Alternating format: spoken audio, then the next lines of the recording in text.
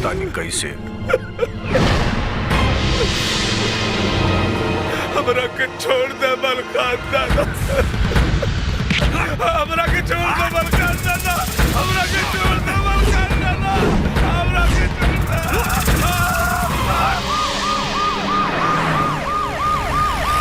गाड़ी तेज भगवा, आज मलखान बचे के ना चाहिए।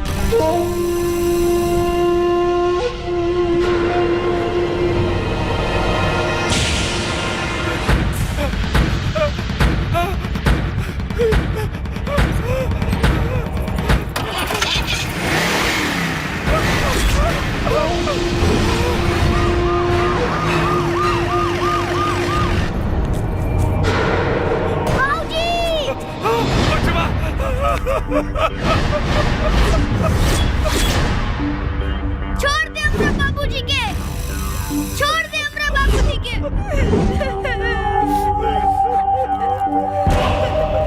बाबूजी,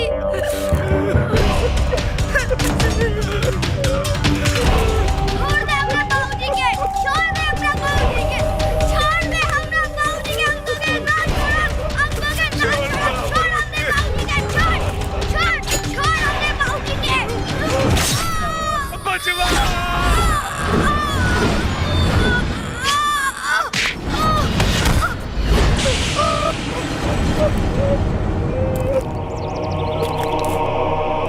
प्यार का वादा 50-50, क्या है इरादा आधा आधा। बुजांग, बकाल 50-50।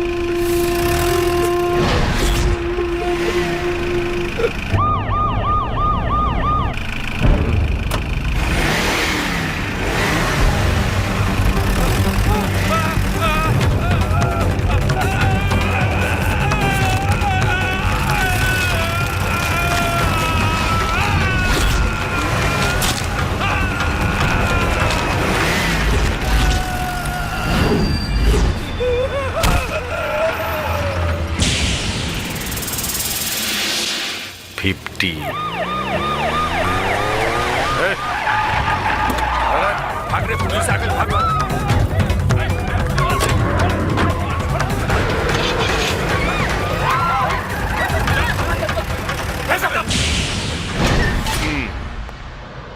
तका सोचला तू? हम तैयार बानी साहेब, हम पुलिस के गवाह बनब। मलखान हमरा सामने जौन जौन जुर्म कैले बा उस सब हम अदालत में बताइब। हम ही पाप के रास्ता हमेशा खातिर छोड़ दिहल चाहत बनी साहेब। शाबाश। बाकी साहेब, जब मलखान की पता चली तो वो हमरा और हमरे पूरे परिवार के जिंदा ना छोड़ी। तो अकर फिक्र मत कर श्रीधर, ये हमार जिम्मेदारी है। तोहार घर पर पुलिस के पहरा हर घड़ी रही। अब कुछ बोलल चाहता ना? साहेब, परसों दिवाली बा। पुलिस मार दे ना बाबूजी के माई। नहीं बबुआ, नहीं, तोरे बाबूजी के कुछो ना हुई। वो जरूर रही है।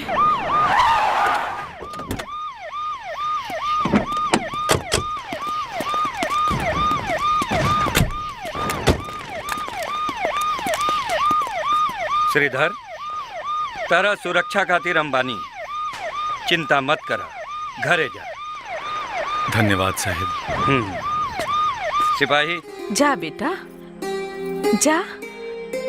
तू लोग भी अपन दोस्तन के संगे जाके फटाका छोड़ा। ना माई, बाबूजी के बिना कुछ अच्छा नहीं खेलागत। बाबूजी,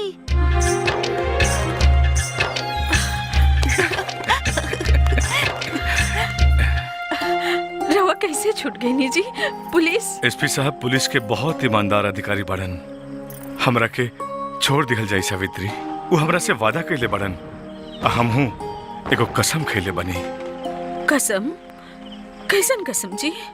आज के बाद कौनो गलत काम ना करब, आ मेहनत मजदूरी करके पैसा कमाई और अपन परिवार चलाई। ठाकुर बाबा की जय हो। ठाकुर जी हमार सुन लेलन। आज आज के जितना खुशी हमरा के कौनो दिवाली में ना मिलल रहे। चला चला माई, चल के हमने सब पूजा करी जाए। चली आई। चला।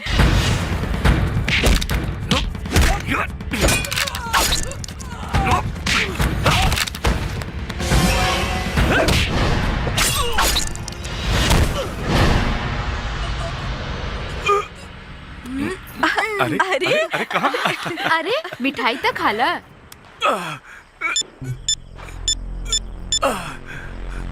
ले मिठाई खाई। मिठाई खाइल जात बा।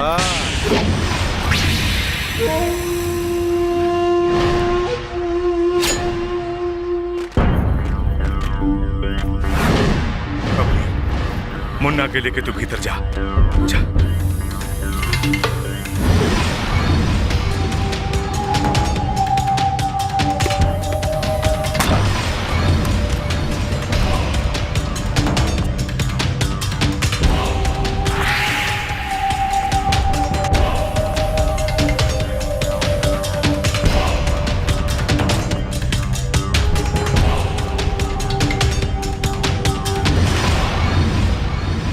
जेल से इतना जल्दी कैसे छूट गईल श्रीधर?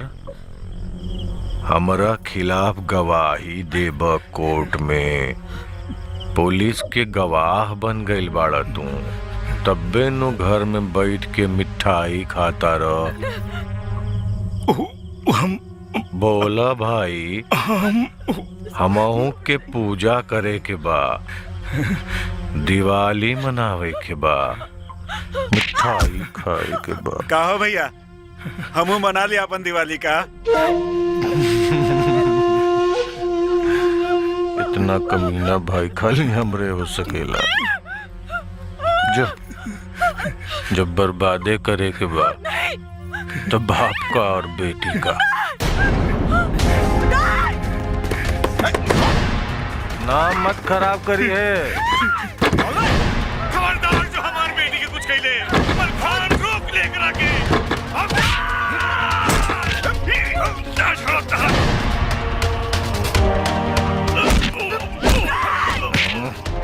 मुन्ना यहाँ चुप जा, निकलिए मत।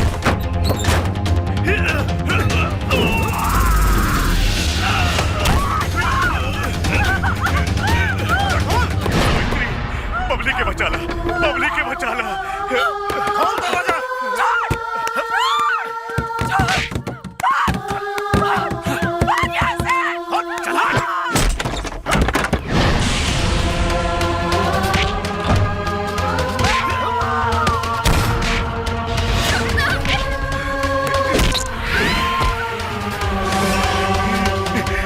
जाते हो ले जाना, आखिरी सलाम लेते जाना।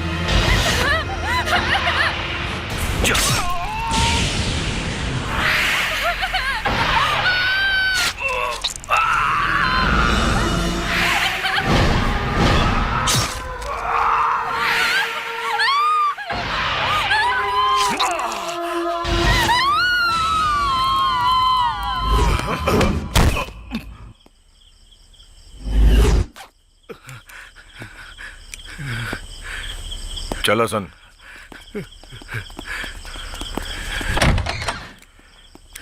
ये काम खत्म का क्या हुआ? ठीक।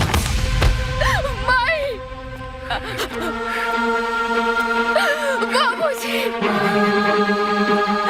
बाबूजी, बाबूजी, बाबूजी, बाबूजी,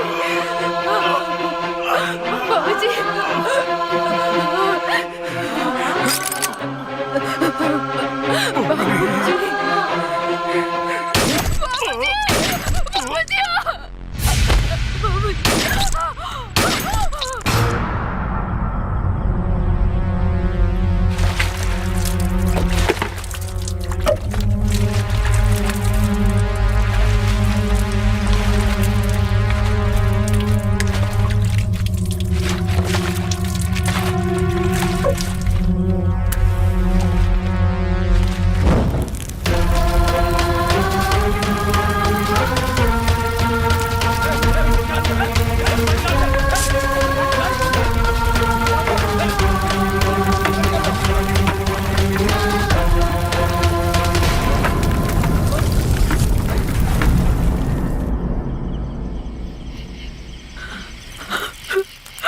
हमार बबलू कहाँ बा?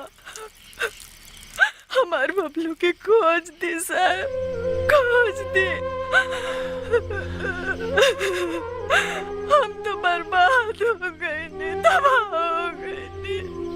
सर लागता इनकर लइका आ गई। सावित्री बहन, हम आपके बबलू के खोजे के पूरा कोशिश करता नहीं। झूठा दिलासा मत दी साहब, झूठा दिलासा मत दी।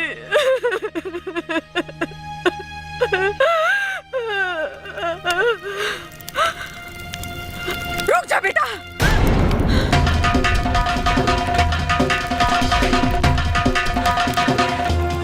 कसम खा बेटा, कसम खा कि तू अपन माई के दूध के कर चुके बे।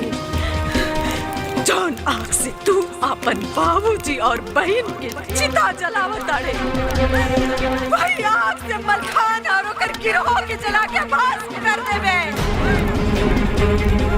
कसम खा, कसम खा।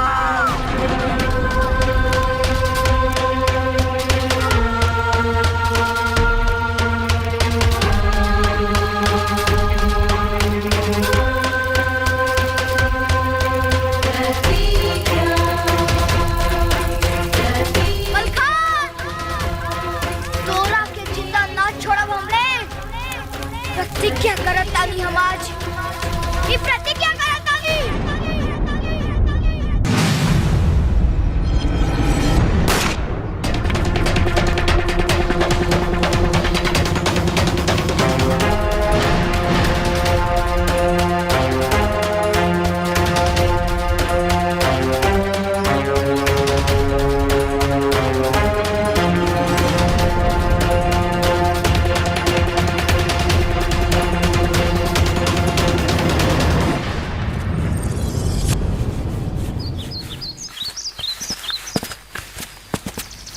तू पुलिस में काहे भर्ती भइला सूरज?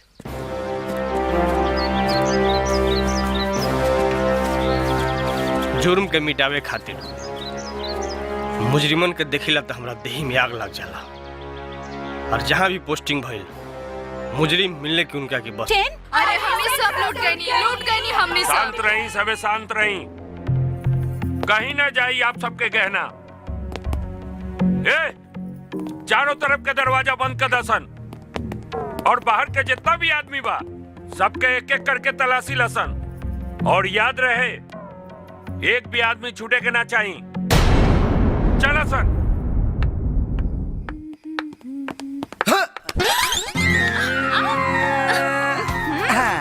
का हो करे जा? कहाँ जा दरू? सबके ढूंढत होई, जायदा हमके। तो काहे खाती बोलो लरलो हमरा के हिमा? हम कोनो नचनिया गवैया ही हैं?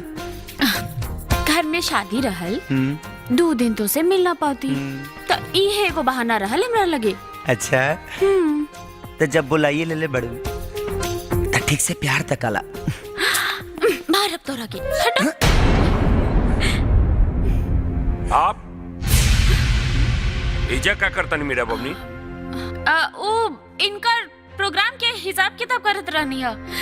प्रोग्राम के भीतर बहुत लोग के गहना गायब हो गइल बा और सबके तलाशी लिहल जाता और इनहू के तलाशी लेवे के पड़ी। काजी यही इज्जत देवे खातिर बोलो लड़नी हम मीरा जी। सुना, इनकर तलाशी ना हुई, कोनो जरूरत नहीं खे। हमनी के बहुत बदनामी हुई बबनी, हमके हमार काम करे दा। चल। अरे बाप रे बाप, ई तो वह दशा हो गइल रे। पहला दिन पाहुना, दूसरा दिन ठेहुना, आ तीसरा दिन केहू ना। अगर हम तलाशी ना दीता तो बिना कपड़ा के जैबे जैसे।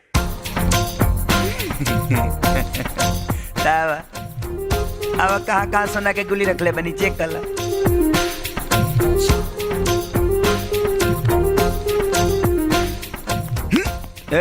बजा के और कुछ सामान बनी जवा।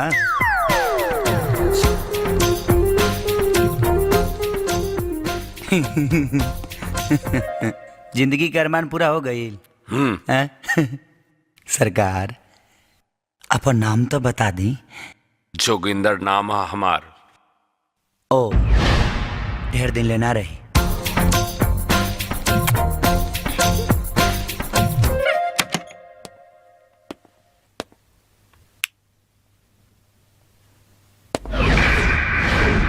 ए, कौन है रे?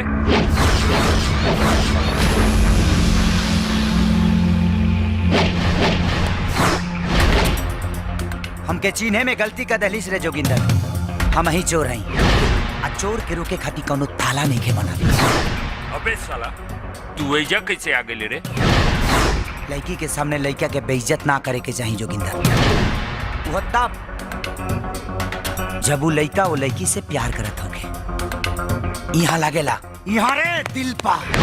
जाना तारे हमके हई जिंदा ना बच पैबे एजा से। जब काटे के दम होके ना तब भौंके के चाहिए कुकुर के, बुझलिस? तोड़ा के तो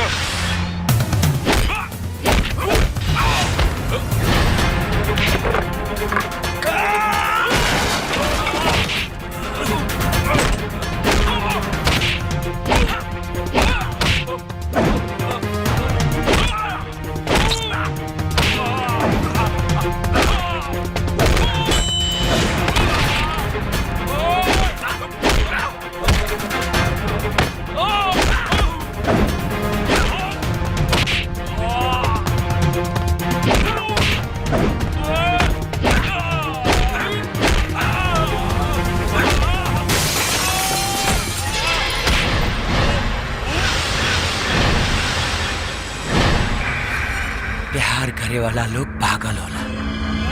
का जरूरत रहे तोरा हमरा पागलपन के ललकार लागे?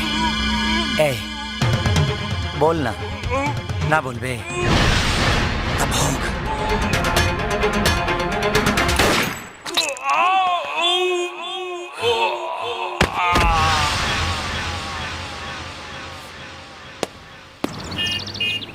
नया नया ड्यूटी ज्वाइन कर ले बड़ा तोहन लोग, और हम हूँ बहुत बरिस के बाद इलाका में ट्रांसफर लेके आयल बानी एक खास मकसद से, और वो मकसद है मलखान,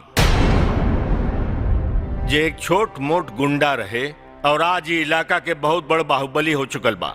सरकारी अधिकारी से लेके एमएलए यहाँ तक कि मंत्री लोग ओकर मुट्ठी में बा। अवैध हथियार, जाली नोट, लूटपाट, जमीन पर कब्जा, हत्या, ऐसा कौन अपराध नहीं जो नहीं करत। बाकी ओकरा पकड़े खातिर कानून के हाथ छोट हो जाला। इस दरिंदा के पूरा साम्राज्य खत्म करे खातिर हमके आप लोग के सहयोग चाहिए, वो भी पूरी ईमानदारी और हौसला के साथ। यस सर। वेल देन ऑल द बेस्ट जेंटलमैन।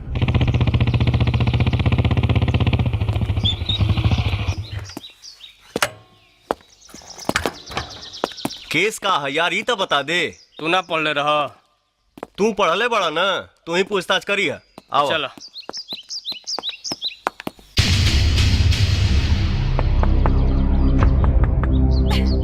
तोरा की तो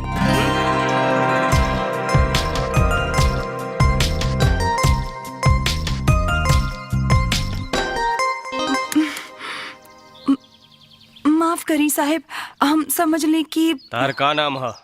जी सुंदरी। रवा बिरजू खातिर आयल बानी का साहेब? के लागला बिरजू तोहार? भाई हो हमार। ओके गलत फसावल जा रहल बा। वो चोरी नहीं के कैले। घर में और के बा?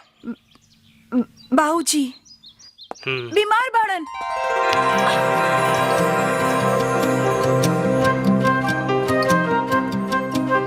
ओके छोड़ा तू, हम के बताओ। ऐ चल उठ। मिश्रा जी के घरे चोरी भइल साहब। कोनो बदमाश हमार भाई के बटवा और ओकर जूता उठा के वहाँ रख देलस, और बटवा में बिरजू की फोटो रहे। बस राउर लोग आईनी और हमार भाई के उठा के ले गईनी। बिरजू के दोस्तन के नाम का है? बिरजू। बिरजू के दोस्तन के नाम? बिरजू के दोस्त एक। साहिब हमार भाई के छोड़ दी। वो चोरी नहीं के कैले। हम का कर सकत नहीं सुंदरी? रउआ सब कुछ कर सकत नहीं दरोगा जी। अगर बिरजू के बटुआ जूता थाना से गायब हो अरे जात, तू पुलिस के चोरी करे कहता रे? पुलिस के कोनो नया काम तो कहत नहीं कि काहे गरम होता भाई।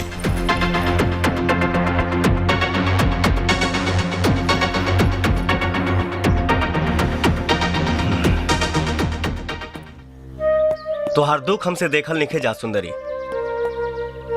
हम तोहार मदद जरूर करब। धन्यवाद दरोगा जी। सबकर बयान ले ला। हाँ हो, चला चला।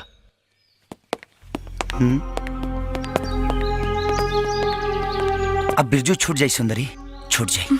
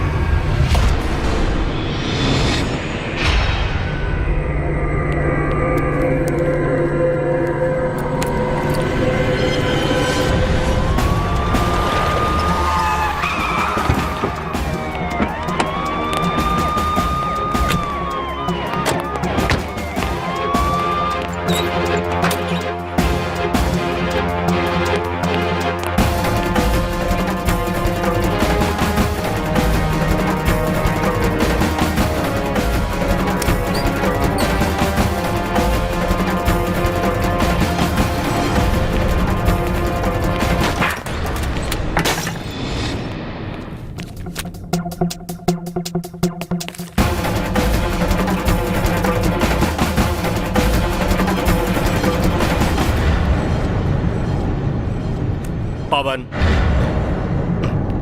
तोहर हाथ में काबा? कुछ ना सर, हम तो बस। हाथ दिखावा अपन। हाथ दिखावा अपन।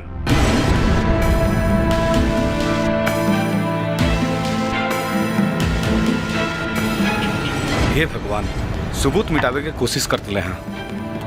इनकर जेब के तलाशी ला। जी सर।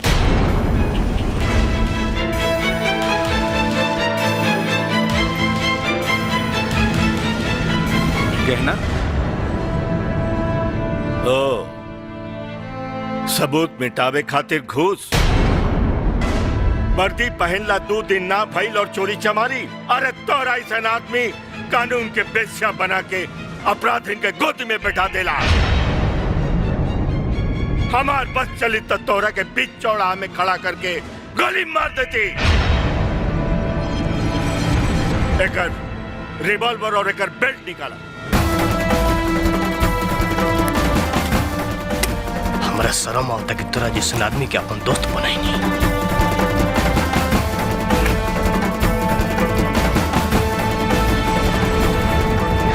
साला पुलिस में भर्ती भई रही हम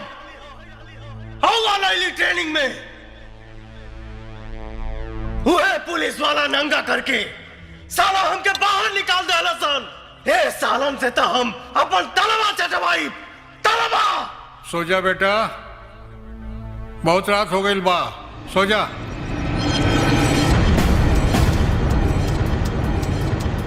कौनो पुलिस वालन के इतना ताकत नहीं थे कि केहू बड़ मुजरिम पर हाथ डाल सके।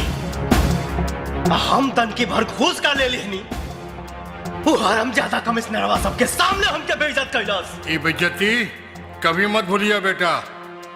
एक दिन जुर्म के दुनिया में तू राज करवा। राज नहीं करे के सलीम चाचा। हमके खाली पुलिस कानून के माई बहन करे के बा। एक बार यहाँ से छूट जाई बस। का सकता था बेटा, कल तो रिहाई है। यही दिन के तो इंतजार रहे सलीम चाचा। है खत ला, ये खत मुख्तार के दे दी है और के हमार सलाम कह दी है, तो के जे चाहिए वो सब मिल जाये।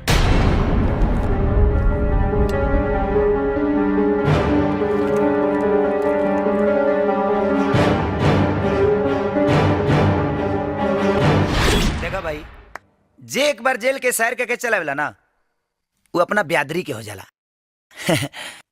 तू जब तक चाह एजी आराम कर सकेला, ठीक बा? जब तेरा काम करे के मन करी तो हमनी के काम के बारे में तो जानिए गल बड़ा। जब चाह ड्यूटी ज्वाइन कला। पहले तो हम अपना दोस्तन के पर्चे तो से देवल चाहता नहीं। इरले सूप भैया आदाब। दाब दाब। इरले राजू प्रणाम। आई हमें बिरजू नमस्ते। अभी अब के जमानत पर छूट गए बड़े। चलो लो हमनी के काम धंधा में लागल जाए भाई के आराम कर। ठीक बा भाई। प्रणाम। चला।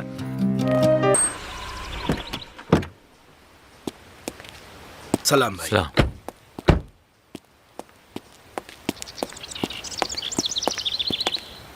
चल। सलाम अलैकुम। सलाम भाई। तो सलीम रामपुरिया एकर सिफारिश कैले बा। जी दादा साहब। तो सीधा एके लेके हमरे सामने खड़ा कर देला। जी ये गलत ना कहला मुख्तार। कम से कम भैया से पोस्टर लेवे के चाहत रहे। गलती तो तू कैले बड़ा मुख्तार, और हर गलती के एगो सजा होला। का भौकाल? जी भैया। पकड़, चल मुख्तार के गोली मार दे। दादा साहब, अरे ये क्या होगा था दादा साहब? अरे चुप, मोमन। चल लइका, मार गोली। दादा साहब। एकर सजा भी हो जाई और तोर इम्तिहान भी। दादा साहब। हमार गाना खत्म भइला से पहले गोली चल जाए के चाहिए।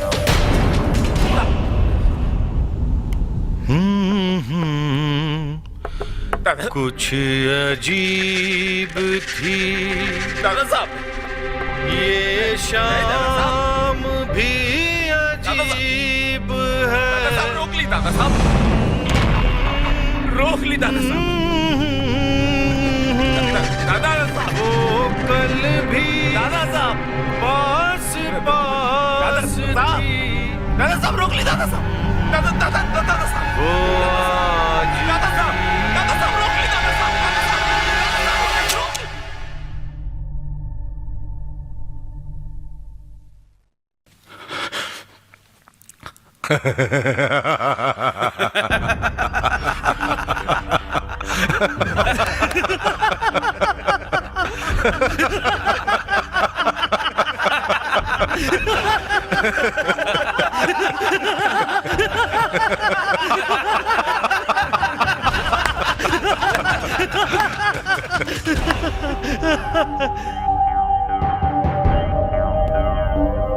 इम्तिहान में तो तू पास हो गई लेका। अभी बताओ कि हमरे साथ काम कईल काहे चाहता रे? कानून के तहस नहस करे खातिर। भुजंग, हाँ लइका के काम बताओ भाई।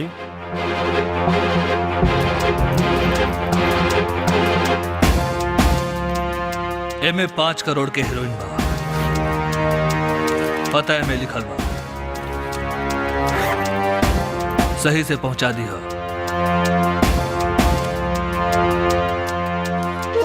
अगर हमके 5 करोड़ के नुकसान भइल तो हम 110 रुपया और ही खर्चा करब गोली मारे में। समझ नहीं रहा हूं। 110 रुपया बच गई।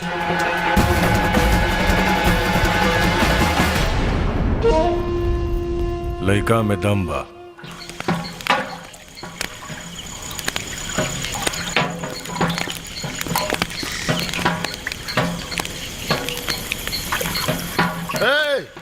जल्दी जल्दी करासन। अच्छा से दबाओ।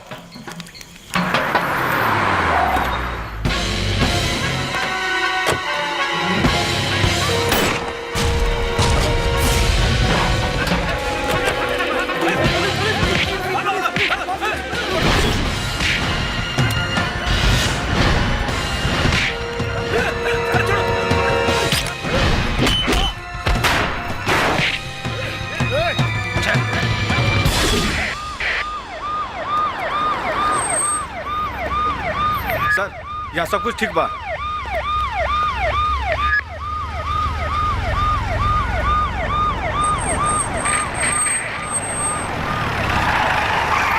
कांच खोल।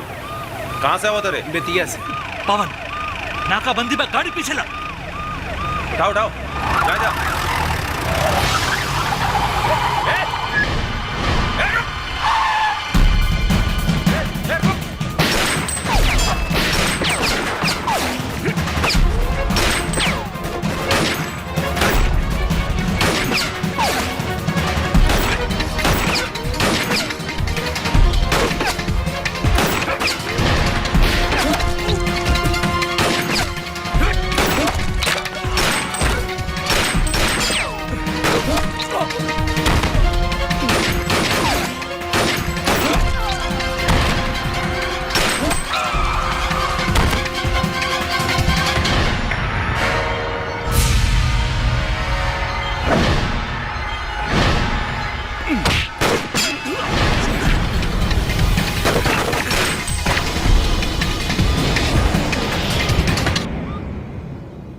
दिल तो हमार तू पहल के दिन जीत ले रहला, बाकी हमार भाई के जान बचा के तो हमके जीत लेला। ये एहसान हम कभी ना भूल पाई। आज से तो हर जगह हमारे दिल में बा। मुख्तार। जी दादा साहब। आओ।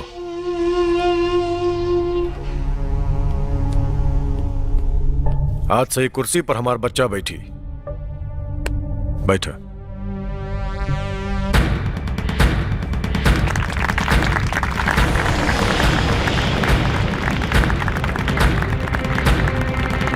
सूरज सर, आज से हम तोहरा के अपना स्पेशल टीम में शामिल करता नहीं। Thank you sir. काल होटल डायमंड में 10 करोड़ के हीरोइन के सौदा होखे वाला बा। और ए बेरा भौकाल और भुजंग के साथ हमार बच्चा पवन भी जाई।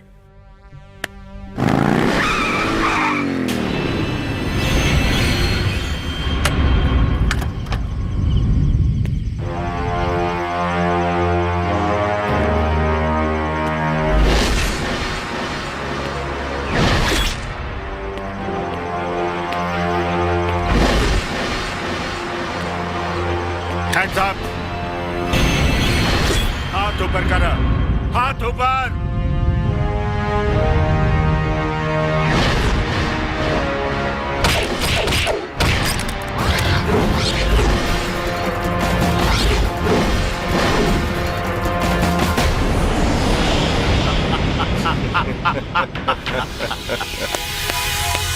शाबाश, हमार ट्रेनिंग अभी तो भुलाइल नहीं खा। राव निशाना अगर तनिको चूक गई रही तो हमार कहानी खत्मे रहल। हमार निशाना अब ना चुकी। अच्छा, तू तो मलखान के खास आदमी बन गई होखवा। जब जब वो हत्यारा हमारा आंखी के सामने होला खान चाचा, मन तक करेला कि ना बेटा ना, खाली मलखान के मरला से कुछो ना होई। ओकर सौंसे लंका जला के राख करे के पड़ी। सौंसे लंका। मुन्ना।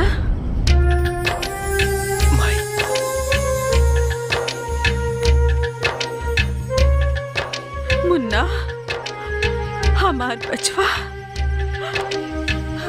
ठीक बड़ा न तू? हाँ माई, हाँ बिल्कुल ठीक बानी। सावित्री बहन, तुहार बेटा के प्रतिज्ञा बहुत जल्दी पूरा होके जा रहल बा, बहुत जल्दी।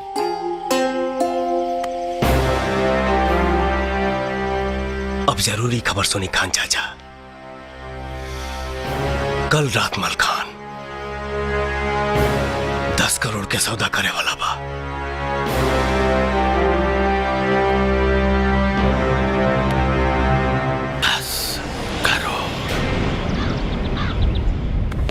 पुलिस के हर जवान सादा लिबास में रही, केहू के पता न चले कि होटल में पुलिस बा। डायमंड होटल, रात 9 बजे। यस सर।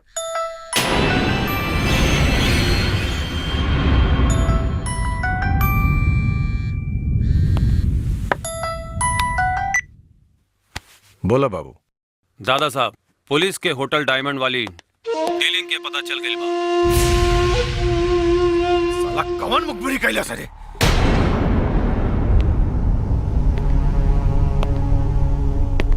ठीक बा बाबू,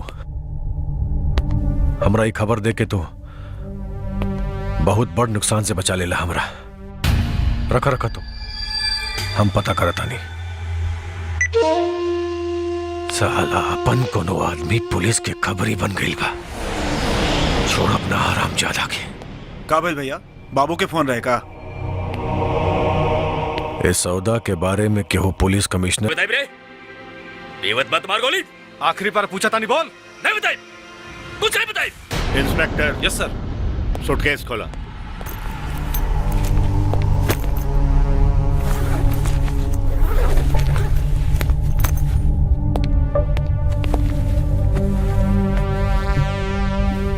कुछ दोस्त आ रहल बड़न विदेश से, उन्हीं के परिवार खातिर कुछ भेंट है।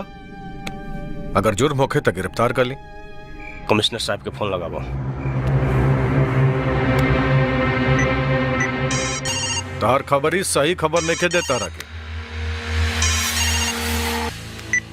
हेलो सर, जे होटल से भागल रहे आदमी वो पकड़ा गई बा। ठीक बा, ओकरा हमरा ऑफिस में लेके आवा। उ सब सच चुगली।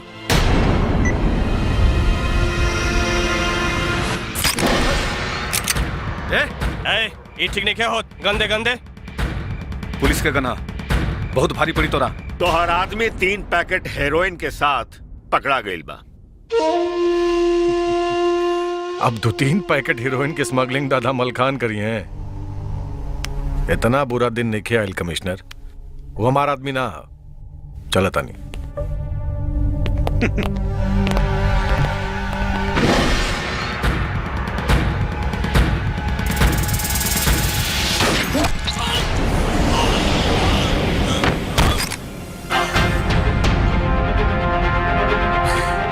दरोगा जी, अगर सुअरी से ससुराल के पता पूछब ना तो उ पता ना बताई।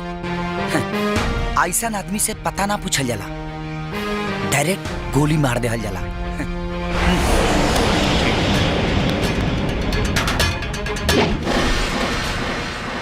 ये कैसे हो सकेला पवन बेटा? हमार टीम में खाली 5 आदमी बा, सब देशभक्त और ईमानदार। ओहो खान चाचा, तजौना सूटकेस में हीरोइन होके के चाहत रहे, ओ में साड़ी या सलवार कहां से आ गई? एगो आदमी 2-3 गो पैकेट के साथ पकड़ाइल तरह है, बाकी उ तो मरा गई।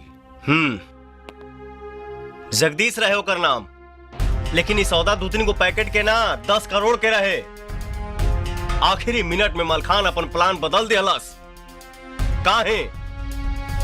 आपके टीम में केहू तबा जे मलखान के आदमी हा। या अल्लाह, अगर हमार टीम में कोनो गद्दार बा तो तोहार जान बहुत खतरा में बा बेटा। ओके पता चल जाए कि तू आजुओ पुलिस खातिर काम कर रहल बाड़ा। ऐसे पहले कि ओके असलियत पता चले और मलखान के बतावे, ओकर मुंह बंद करे के पड़ी खान चाचा। हम अच्छा बाद में फोन करब। अच्छा, हमरा के देख के फोन काट देहनी। कोनो दूसर लड़की रहे का? तोहरा से फुर्सत मिली तब ना दूसरा के बारे में सोचब। पहले हम हॉस्पिटल गए रही, ओजा जब हम गनी तो हमके पता चलल कि ओजा से चल गई बड़ू घरे। गोली यहाँ से छू के निकल गई रहे, ऐसे हमार ख्याल कैसे आ गई आपके? तू मोहिनी हमार जान बचीले बड़ो, तू हमके खिंचले ना रहतू तो गोली हमरा लागी।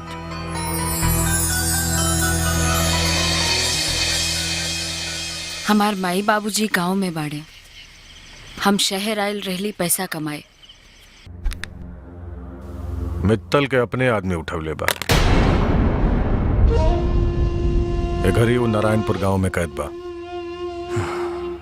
मित्तल के लइका फिरौती के 20 करोड़ लेके आवता। भवानी, पवन, तो लोग जेबा फिरौती वसूले। जी भैया जी।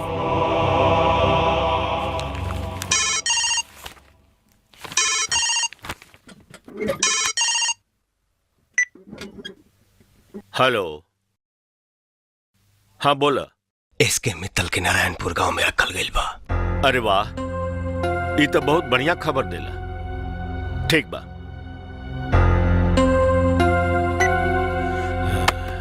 मित्तल साहब के पता चल गई बा।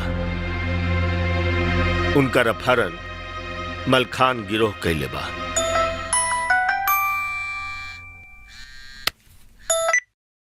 हाँ बाबू बोला। फिरौती लेवे जे भी कोई जात होके फौरन रोक दी होके। पुलिस के केहू खबर दे देले बा। आपका भाई भैया वो हरामजादा खबरी फिर से पुलिस के खबर का देले बा। समझ में नहीं की आवत। कौन है गद्दार साला? हमारा घर में खबरी भेजे के सजा कमिश्नरवा के भोगे की पड़ी। अकाल जी भैया। अपना आदमी से कह दा कि मित्तल के गोली मार दे।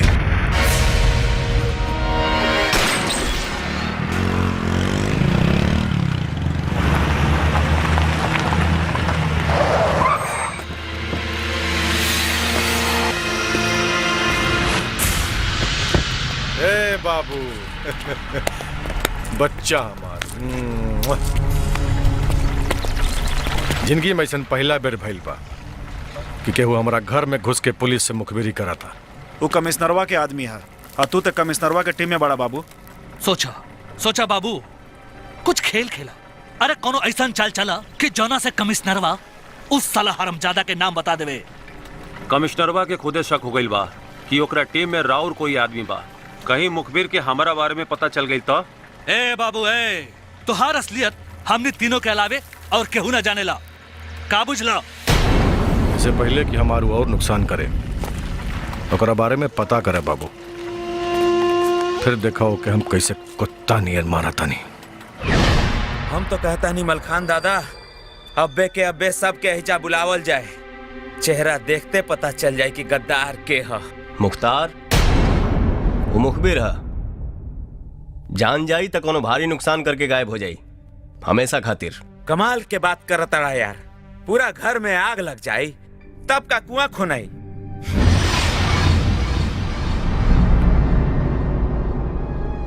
नौ गो मेहरारून के साथे सूझ जाइब तका एक ही महीना में बाप बन जाइब। मुख्तार मियाँ, जल्दबाजी से काम बिगड़ जाला। हाँ ठीक बात बा। तो ही बतावा का करे के चाहिए। 2 दिन के समय दी हमके, हम आपके सामने खड़ा करबो कमीना के सबूत के साथ। ठीक बा, 2 दिन। खान चाचा, ये मुख्तार के नंबर है। हर 1-2 घंटा पे रुआ एकरा से बतियावल करें, देर तक, कुछ भी फालतू के बात। समझ गई नहीं। अरे माई रहे दे, अब कितना खिएबे? खा ले बचवा। एक तो इतना दिन बाद तू आवेले, हमार मन कितना घबराला तोरे खातिर। अरे तोरा आशीर्वाद हमारा साथे बारी माई।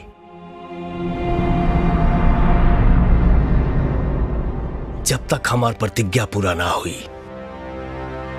तब तक हमके कुछ नहीं हो सकत। बाकी हम अपना टीम में छुपल गद्दार के ढूंढी कैसे, समझ में नहीं गया आवत। ओकरो रास्ता हम खोज ले बानी खान चाचा। बोला बेटा। जब हम मित्तल वाला खबर आपके देले रहली, कितना लोग रहे आपके आसपास? मित्तल साहब के पता चल गई बा। उनका अपहरण मलखान गिरोह कैले बा। 5 आदमी रहे। हे 5 में से ही एगो गद्दार बा। हम रुआ के खबर कैली आ 2 मिनट ना लगल मलखान के पास फोन आ गए ओकर। लेकिन वो 5 में हा के? वो 5 लोग के मोबाइल नंबर आप दी हमके। बाकी वो कहीं दूसरा मोबाइल से मलखान से बात करत हुई तब? आप हमार प्लान तो पहले सुन ली। हम 5 के फोन करब आ कहब कि मलखान कमिश्नर साहब के गाड़ी में बम लगौले बा। फौरन कमिश्नर साहब के फोन करा। Good idea. Hello hello, hello hello hello Malkhan commissioner के गाड़ी में बम रखवाले बा। फौरन कमिश्नर खान के खबर कर। तोहार तरकीब तक काम आ गई। धाए धाए 4 फोन आ गई। हाँ 5वां फोन ना 5वां फोन तो ना आई। वह आदमी गद्दार है। हाँ वो तो ठीक बा, बाकी इतना जल्दी यकीन करल हमरा विचार से ठीक ना हुई। यकीन होई खान चाचा, कहे कि ओके अब हम पकड़ा।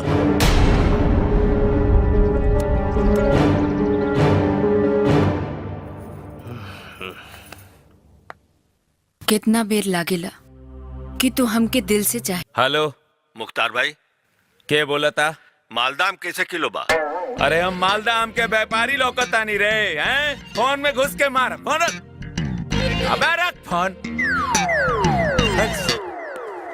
महावीर जी भैया। तू ओकनी के लेके चल जा सा और वो दोनों से गदा के 2 दिन खातिर घरे चल जावा सा। ठीक बा? जा।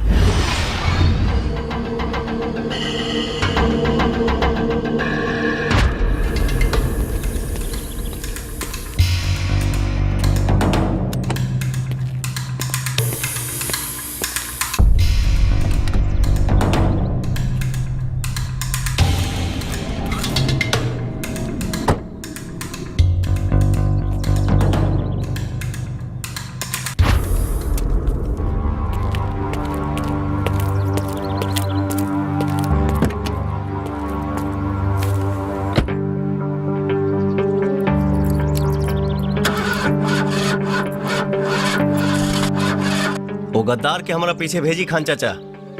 हमारा गाड़ी के नंबर है BMR 4242। ठीक बा, हम अभी ओके फोन करता नहीं।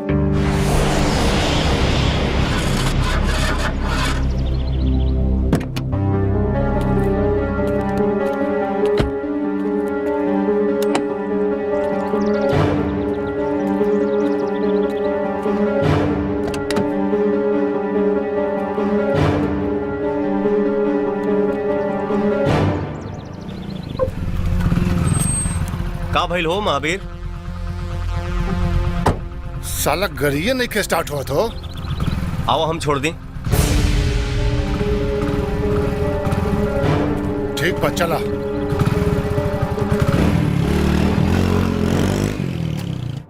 का चाची, हमनी के पूरा जीवन कुंवारे रखे के मन बका।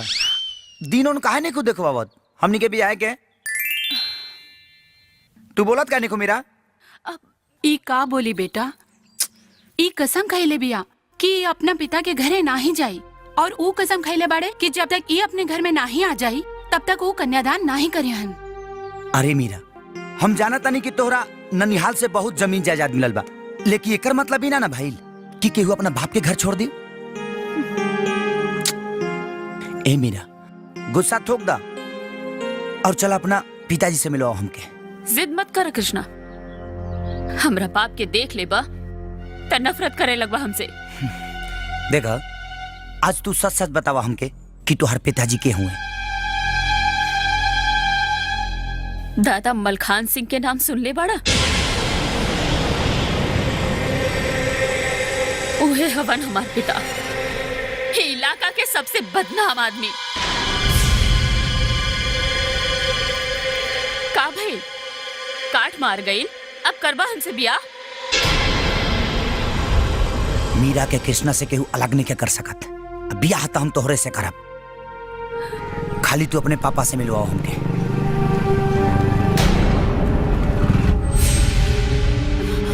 लगता बाबू ऊ आ गेल बा। के? ऊ लोग। ओह, होई हमरा बाप के कोनो आदमी। हम आवत हैं। जा बेटा, तू जल्दी से चल जा यहाँ से। जा। अब कृष्णा, पीछे के रास्ता से जा।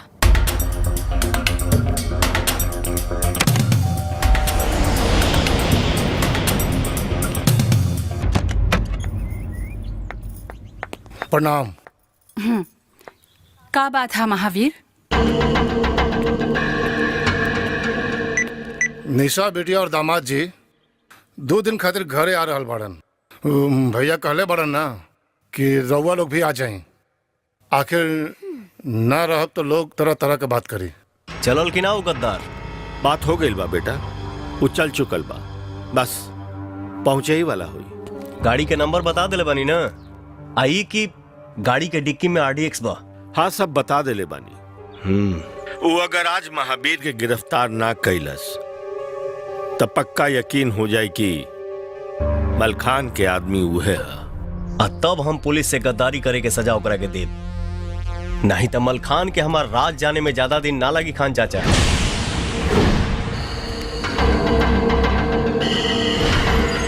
देखा पवन बेटा, हम पुलिस कमिश्नर हैं, ओकरा साथ का करे के बा एकर फैसला हम ना करब, एकर फैसला करी पवन। हेलो, तू तो पुलिस कमिश्नर खान से बात करत रहे। बुझाता कि वो गद्दार आ गई। साला तू है पुलिस का मुखबिर। रुक, अभी भैया के फोन करत हैं। अब भैया तोहरू हाल करिए साला कि तू ही समझिए।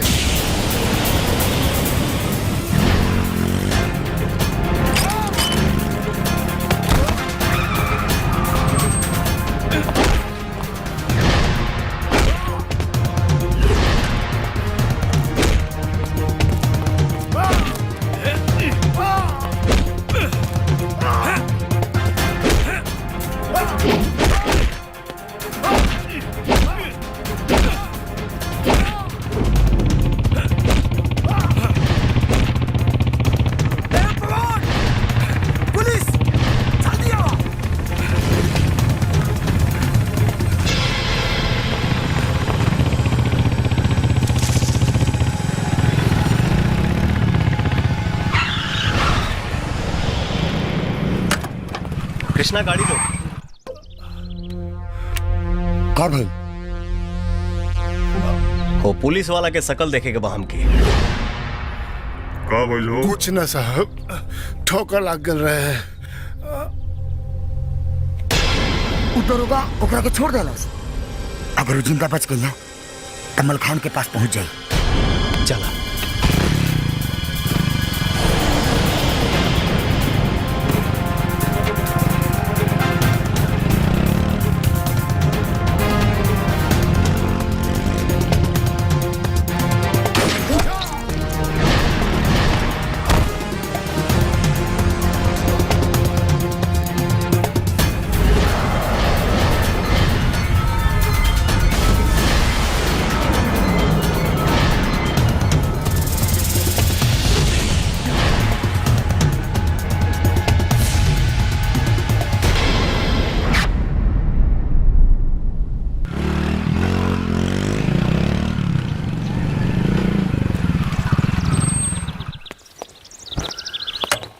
तू पागल हवा का? कानून से डर नहीं खे? गोली काहे मर लाओगे तू महावीर के? अगर ना मरले रहती ना तो उतार का हल करी तू जानता रहा है। तू मलखान खाती काम करेला ना? बोला बोला काहे नहीं खा? देखा दोस्त, तू जितना जल्दी हो सके मलखान के साया से भी दूर हो जा, ना तो अगर फंस गिला ना तो निकले के रास्ता तक ना मिली। जे पॉइंट से आवेला वो पॉइंट में पेशाब करे खातिर रास्ता भी बनावेला, और रास्ता सोच ले बनी हम। समय आई तो बता दे तो के, चिंता मत करा। पागल ना, एकदम ना। अभी कुछ करे के जरूरत नहीं खे बेटा, काहे से कि गद्दार के पता चल गई बा और ओकर अब हमनी के अपना तरीका से इस्तेमाल करब जा। और अगर तोहरा बारे में पता चल गई तो हम खुद ओके गोली मार दे। भाई जी चाहिए पी के जाइए। अरे अभी रहे द बहन, अभी बहुत काम करे के बा, काहे से कि जंग के बिगुल फूके के समय आ गई बा। जे महावीर के गोली मरलस ओकर चेहरा ना देख पैला तू? एगो अपन हेलमेट में चेहरा छुपैले रहे और दूसर का खाली पीठ लौकत रहे। साला समझ में नहीं आवत, आखिर महावीरवा मोटरसाइकिल पे केकरा साथे वहां गइल? वो मोटरसाइकिल के कर रहे? सब गाड़ी चोरी के रहे। वही साला खबरी के काम है। तो ओकर पता करा बाबू, ना तो हमनी के बहुत नुकसान हो जाए। काले पता करतनी, वो साला जौन भी हुई हमारा हाथे ना बाची।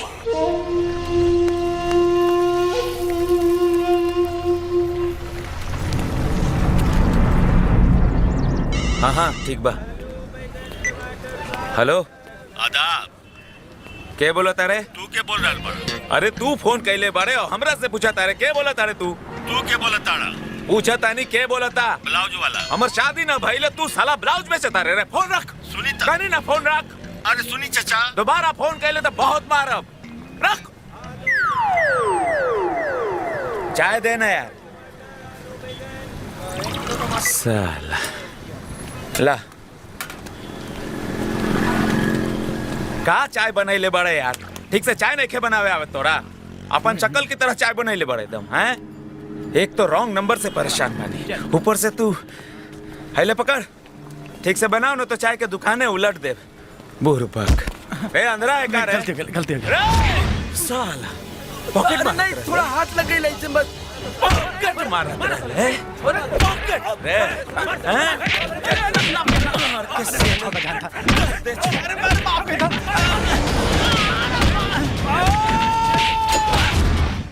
ओहो आदाब इंस्पेक्टर साहब आदाब। पॉकेट मरवा के सरदार बा। पहले पॉकेट मारा था फिर चकुओ निकाला था। मुख्तार भाई हम तोरा के बहुत अच्छा से जाना तानी। तू जा एकर खातिरदारी अब थाना में हुई। चल रे।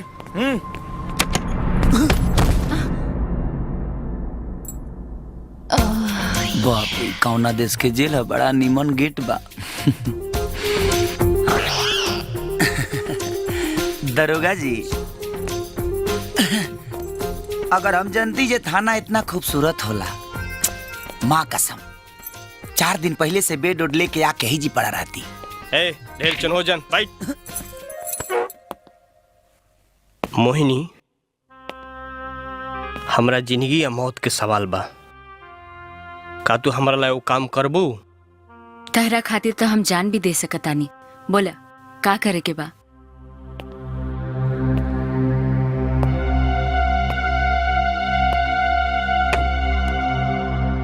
तोर सब जुर्म माफ। बाकी एगो चोरी करे के बा।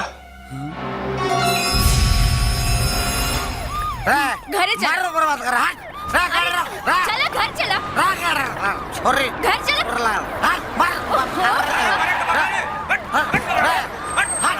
अरे चल बकी ना।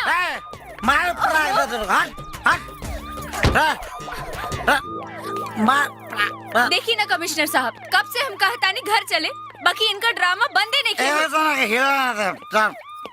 ए लड़के एका सड़क पर तमाशा हो रहा बा। गलती हो गई साहब। गलती हो गई साहब गलती हो गई साहब। इडियट दूर हटा। सड़क पे शराब पियला के इल्जाम में हम तोहरा के बंद कर सकीले। सॉरी सर, एक बार ना पिए। पकड़ पकड़ हट पकड़। जाओ ए लड़की जी लेके जाओ। चल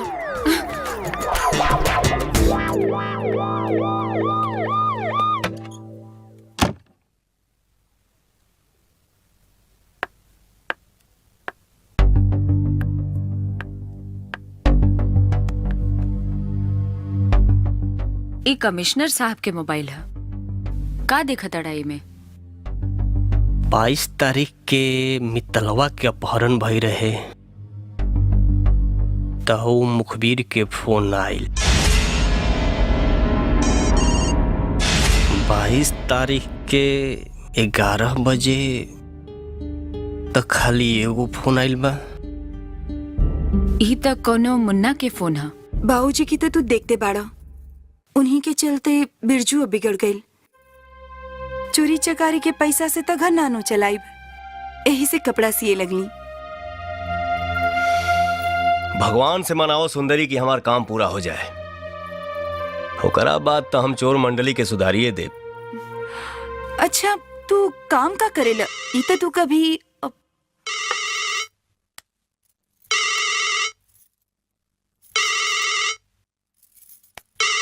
ठीक है कर नंबर। हेलो क्या का बात बा? भैंस पोंछ उठाई तो गाना नानू गाई। फोन कैले बानी तो जरूर कोनो बात बा। बुझौलिया मत बुझावा, काम बतावा। काम तो तहार लाग जाई मुन्ना राजा, यदि हम मुंह खोल देनी तो का मतलब? मतलब तोर पूरा राज जान चुकल बानी हम।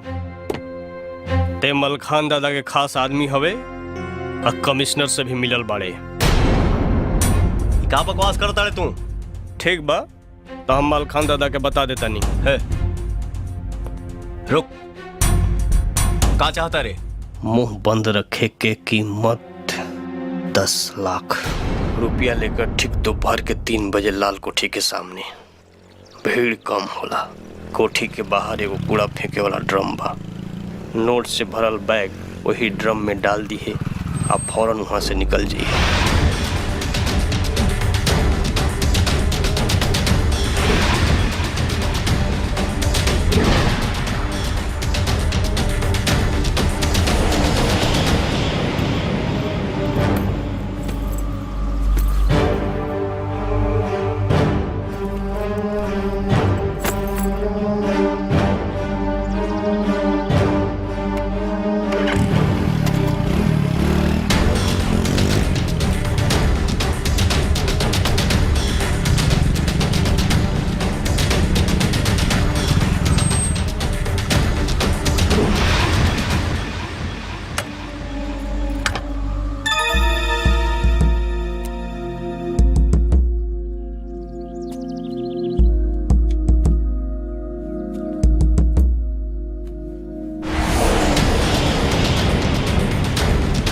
अरे साला तो पौनवा हो।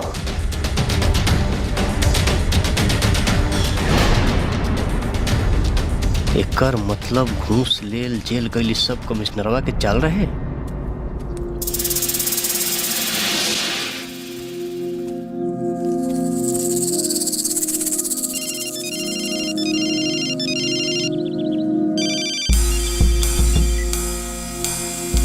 हाँ भैया, हाँ हम ठीक बनी और सब ठीक बना गाँव में।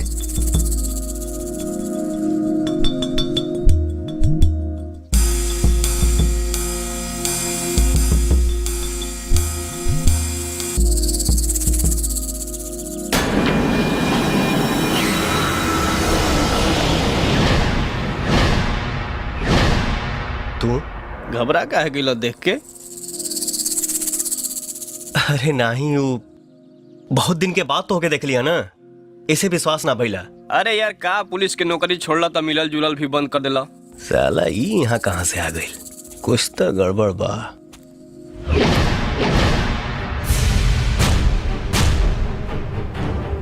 ई कहा? तोर खेल खत्म मुना खबरी। बहुत समाचार सुना चुकले कमिश्नरवा के। अरे सूरज, तू तब कमिश्नर साहब के खास आदमी हवा। तू आ कमिश्नर जेकरा के खोजत खोजत पागल भइल बाड़ा, हम हुए हैं मलखान दादा के आदमी। आ तहरा के असलियत ऐसे बता देता नी, तू तो मुए वाला बाड़ा। बाकी कमिश्नरवो ना जान पाई कि गोली के मरलस। अभी कटहर गाछे पर लटकल बा आ ते तेल लगावे लगले ओठ में।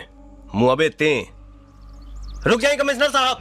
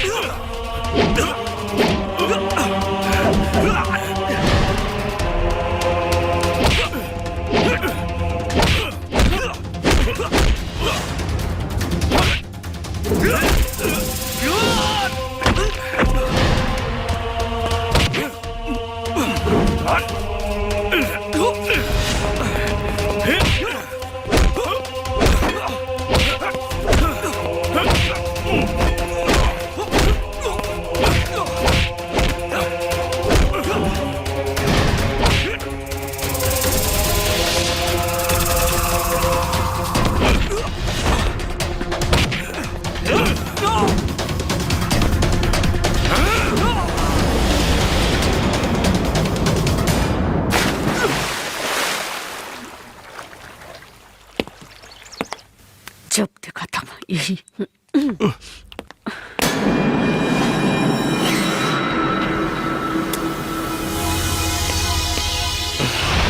साचो कहे ताड़े ना एक्सीडेंट भइल बा।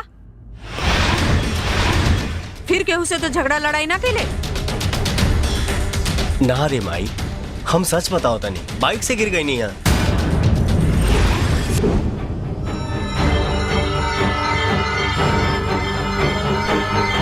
तो ठीक बा,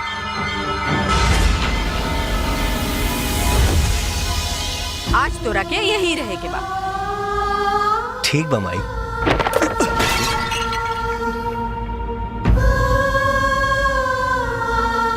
अरे साला, अभी ते जिंदे बड़े। ई के है बेटा? हिमल खान के आदमी हम आई, हमके जान से मारे के चाहता। हमार बेटा के छुए से पहले तो क्या हमार लाश से गुजरे के पड़ी? तू अंदर जो माई, हम देखा था ये के, तू जो। नहीं, उमल खान जैसन राक्षस के खातिर तू हमार बेटा के मरबे। हमार बेटा के मरबे। मार, हमरा के मार। अब कहाँ बैठ? उठ, कहाँ बैठ के ले? उठ, मार, हमरा के मार। माई, हमके पास चलू माई, हम तार पबलू है माई।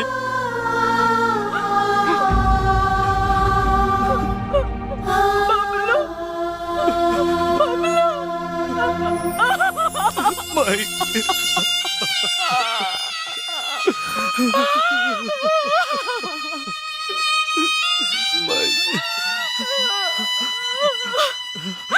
पवन, पवन तू अपन भाई के खातिर कितना रोवत रहले। देख, ये तो छोट भाई बा बबुआ। आज भगवान के कृपा हो गइल बबुआ। आज भगवान के कृपा हो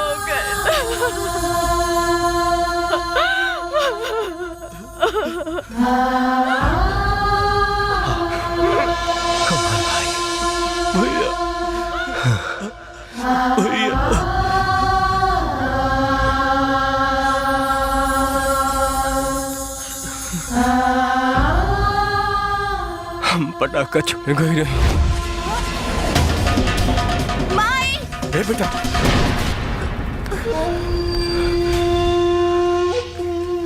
आग में कुदला से कौनो फायदा ना होई बेटा। तोहार बाबूजी हमारे दोस्त रहले, हमरे साथे काम करते रहले। ये पुलिस उनकर दुश्मन रहे। देखा तारा ना, पुलिस तोहरा परिवार के जिंदा जला देलस। अपना पूरा परिवार के, अपना बाबूजी के, अपना माई के, अपना बहन के बदला लेबा ना। बोल बाबू, हे वर्दी वालन से सबकी मौत के बदला लेबा ना? बोल बाबू, बोल बेटा। हम आग लगा दे।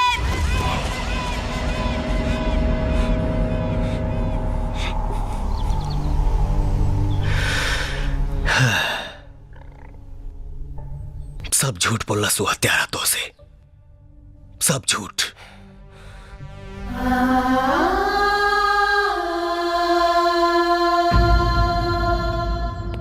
जिंदा ना छोड़ो सलाई मल खान के। इतना दिन से हमरा के इस्तेमाल करत रहे। तीनों भाइयों के ठोक देब, अकेले मिले आवलन से हमरा से।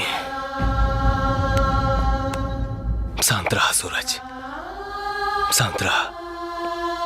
सबसे पहले हमने के खान चाचा से मिलल जरूरी बा। या अल्लाह, तोहार हर फैसला तोहरे से नजीम होला। के सोचले हुई कि तू दोनों जना भाई होखबा? सूरज, अरे जौन हो गई लोकरा खातिर अफसोस करे के जरूरत नहीं खे। ओमे तोहार कोनो गलती नहीं खे। मलखान के तनिको शक मत होखे दा। अभी तो ओकर एकदम खास आदमी बन के रहा। सूरज, अरे तोरा चलते कई गो रास्ता खुल गई बा। आगे का करे के बा ये हमरा ऊपर छोड़ दा।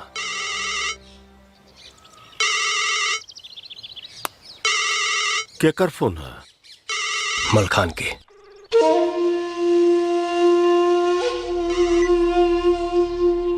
जी। हाँ, कहाँ बड़ा? रास्ता में बनी। ठीक बा, जल्दी आवा, सब इंतजार कर रहा बा। बस पहुंच गई नहीं।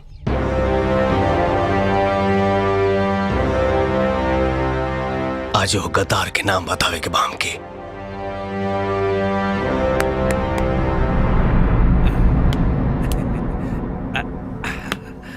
कै छूटल तो मंत्री जी, नौकरी भी जाई और टिकट भी। सही बात बा। अरे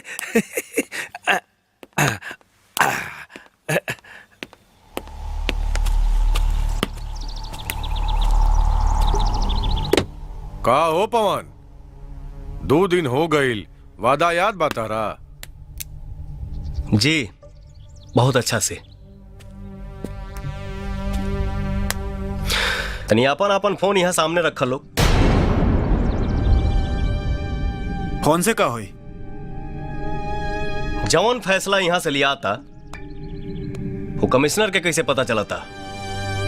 बात एकदम साफ बा, कोई ना कोई फोन से ही खबर दे रहा बा। हाँ रखा, फोन रखा लोग। हमहू रखी का? तू लोग के ना, बाकी लोग के।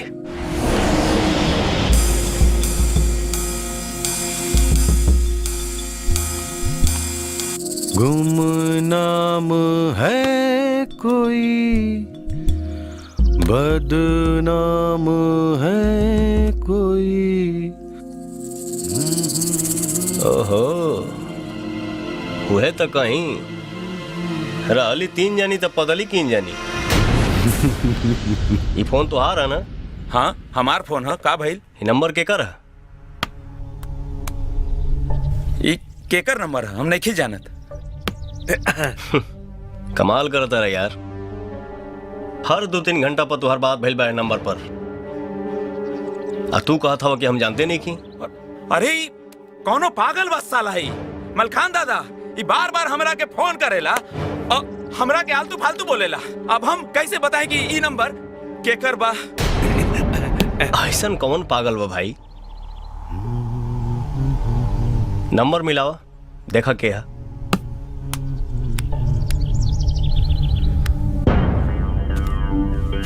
ओहो भैया, ये फोन से ना अपना फोन से लगाओ।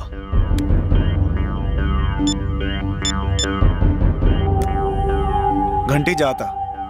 हेलो, के बोला था? पुलिस कमिश्नर शमशेर खान। भैया ये कमिश्नर का नंबर है।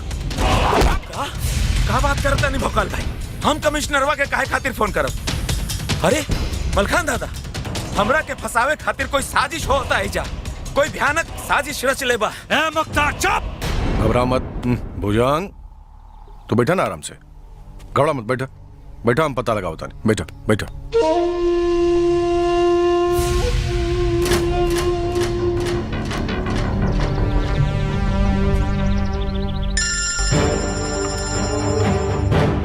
मलखान,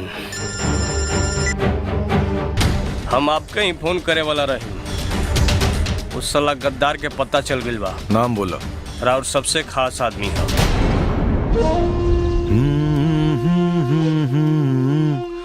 कौन बला तूफानी है, मौत को खुद हैरानी है। ये आए सदा वीरानों से, जो पैदा हुआ वो फानी है।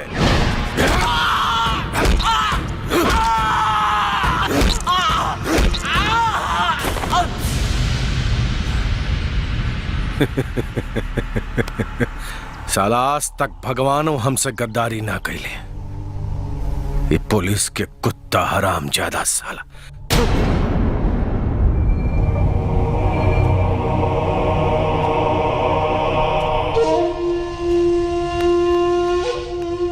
शाबाश, तोहरा में दम भी बा और दिमाग भी।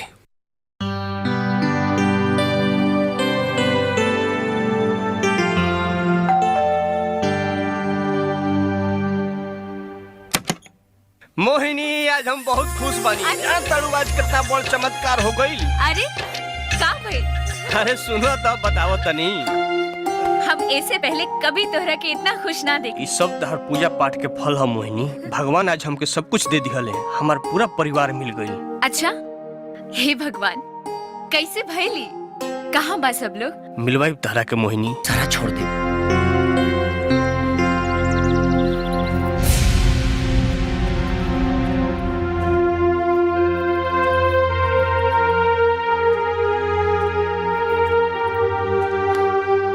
का भइल? नफरत हो गइल हमसे? यह सोचा तारू ना तू कि जैसन बाप रहले वैसने हमहू मिल गई नी? ना कृष्णा, तू हमार बाप जैसा नहीं खा। अरे तू तो दोसर खातिर अपन सब कुछ लुटा देला, लेकिन हमार बाप हुआ अपन खातिर दोसर के सब कुछ लूट लेलन, जान से मरवा देलन। वो कुछ हो खस, उसे हमरा कोनो फर्क पड़े के बाना, लेकिन का के एक बार बतावल जरूरी बा। अभी बतावा कि तू कैसे मिलवावत कब बाड़ू? कल चला।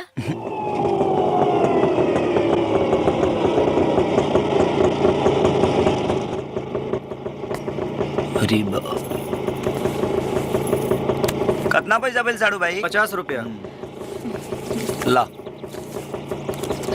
चला।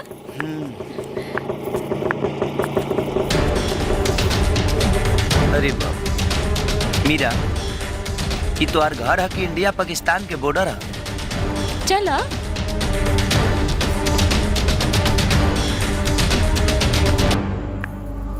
सुना ही क्या? मलखान दादा के लड़की है मीरा जी। और उनका साथी लड़का पता ना। इतना इज्जत मिले तो इंसान साला नरकों में रह जाई। कहाँ खोल बड़ा? कुछ ना कुछ ना। चला। लें चाय लें। मलखान दादा, मुख्यमंत्री हमनी के हर हाल में मंत्री पद से हटावल चाहता रे। अरे इंक्वायरी बैठा दले बस ससुरा हमनी के खिलाफ, पूरा तरह से बदनाम कई के तब हटावल चाहता हमनी के। हाँ मलखान दादा, सरकार मीरा बबनी आइल बाड़ी, आपसे केहू के मिलवावल चाहता रे। बुझाऊं? जा देखो।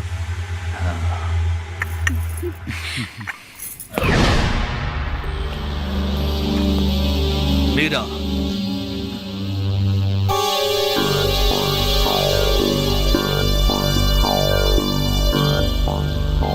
आज तो बिना बतावले यहाँ कैसे आ गई? बाबूजी से मिले के बाद और उनके बतावे के बाद कि हम शादी करत आनी इनकरा से।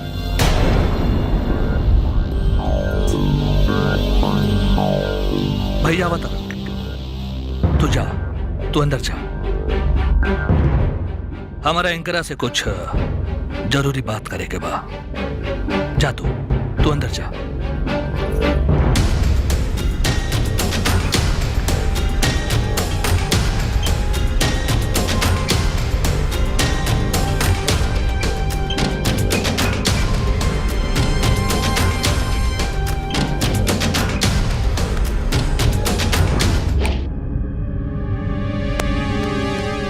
बिना हमने से बतावले ते मीरा से रिश्ता तय कर ले। मीरा के बियाह केकरा से होई ई ते तय करबे।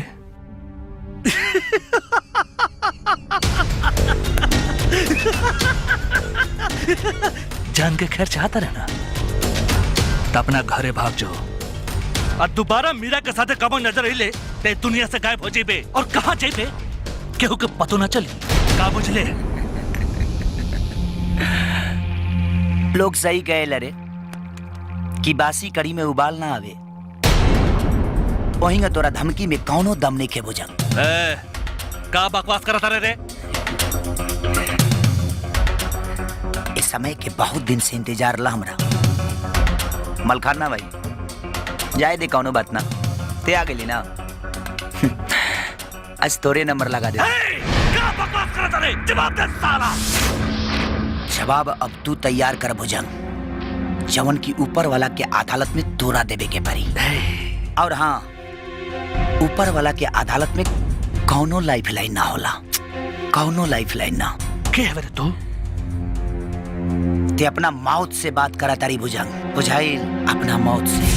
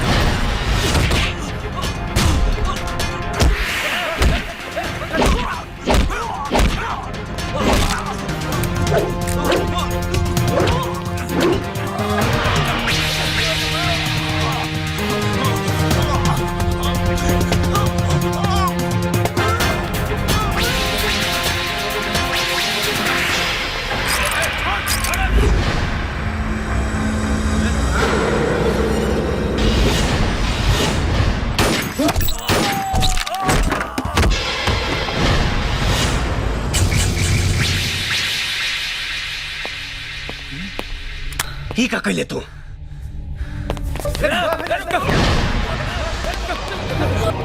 भाग, चल भाग यहां से।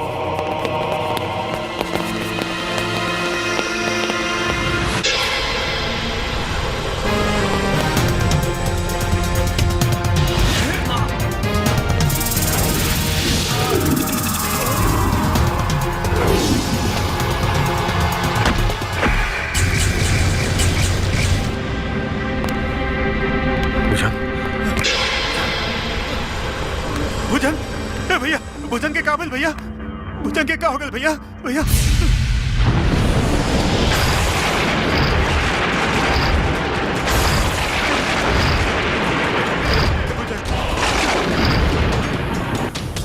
चाहे पाताल में जाके छुप जाए, मलखान के प्रकोप से ओके क्यों बचा ना पाई? मलखान गिरोह के कई आदमी के खत्म कर चुकल बनी हम।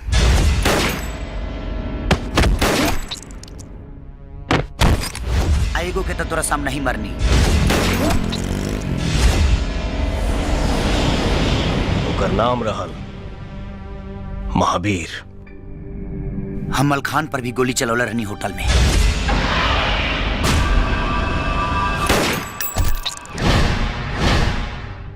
लेकिन उस साला बच गई। ओकरा तक पहुंचे खातिर हम मीरा से दोस्ती कैनी। आज हमर बदला पूरा हो गई रही, लेकिन मलखान से तोहार का दुश्मनी बा बेटा? ये कहानी 15 साल पहले शुरू भई रहे और हम कसम खैले रहनी कि हमरा बाबूजी के कत्ल में जे भी शामिल भइल बा ओकरा के हम जिंदा ना छोड़ब। अब सिर्फ तू आदमी बच गई बा, मलखान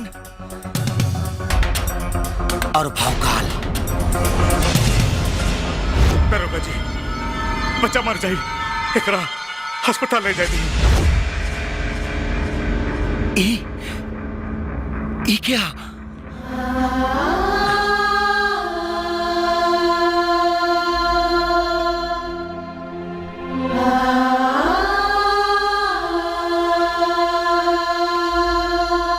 हमार बाबूजी।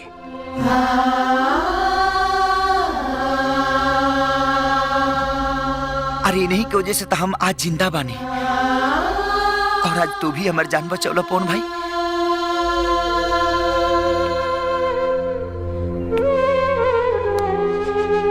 हमरो कहानी तोहरे जैसन बा कृष्णा। हमार बाबूजी, हमार बहन, दोनों के मलखान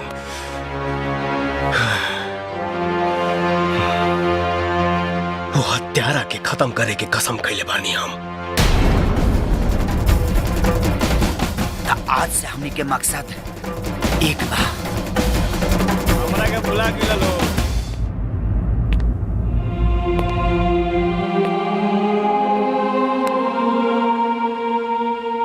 ये हमार भाई हमें सूरज।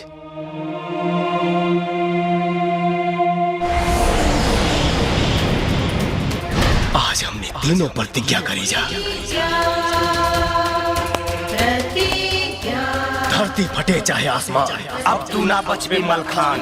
भाई ना तो ये मुख्यमंत्री हमनी के बर्बाद कर दी और जनता में मुंह दिखावे लायक ना छोड़ी हमनी के। एक हफ्ता में इंक्वायरी कमीशन के रिपोर्ट आ जाई, हमनी के जेल जाए के पड़ी। का चाहता लोग ये बतावा जा। ई मुख्यमंत्री हट जाओ तो हरिराम चौधरी के मुख्यमंत्री बनाल पक्का बा। वो अपन आदमी बा, वो इस सब मामला के दबा दे। मुख्यमंत्री कैसे हटी हैं ये तो बतावा लोग। एक के उपाय बा मलखान भाई, खत्म कदी मुख्यमंत्री। होश में वाड़ा जाना। मुख्यमंत्री कोनो साइकिल पे चले वाला आदमी है, केहू के भेज के गोली मरवा दी। मलखान भाई हमनी के 50 करोड़ देवे खातिर तैयार बानी। 50 नहीं 500 करोड़ देवा जा तब वही काम ना होई।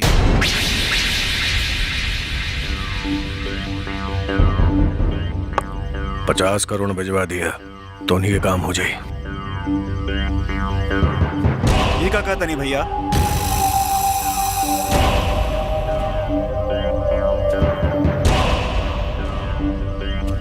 तो हर भाई पागल हो गई बा।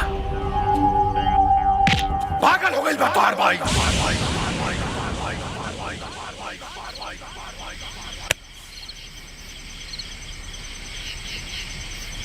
जब तक भुजंग के हत्यारा के पता ना चल जाए, हमार दिमाग सही करे खातिर कौनो बड़ धमाका कैल जरूरी बा, और ऐसे बड़ धमाका ना हो सकेला। का कहता मुख्यमंत्री की हत्या का चाहता उतोरा से? उनकर हर कार्यक्रम के जानकारी, उ कब कहाँ कैसे जाता ने, सुरक्षा के का व्यवस्था रही, हर एक बात जाने के चाहता हूँ हमरा से।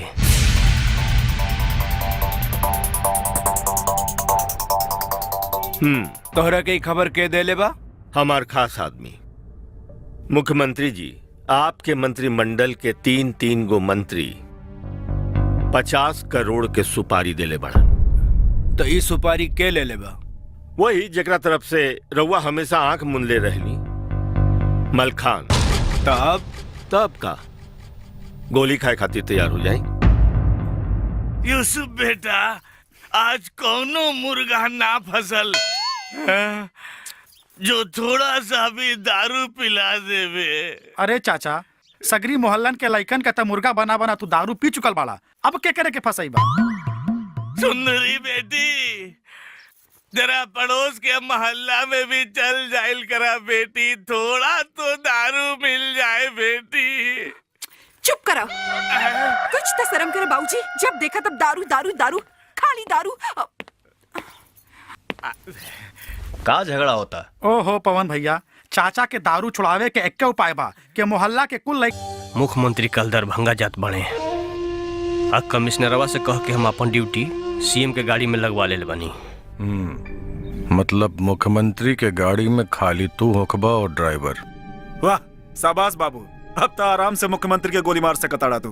कहा बात करता भौकाल बाबू, हम कोनो मझौआ के चुनहर हई कि हतना लोग के बीच में सीएम के गोली मार दी? कुछ सोच समझ के बोलल करा।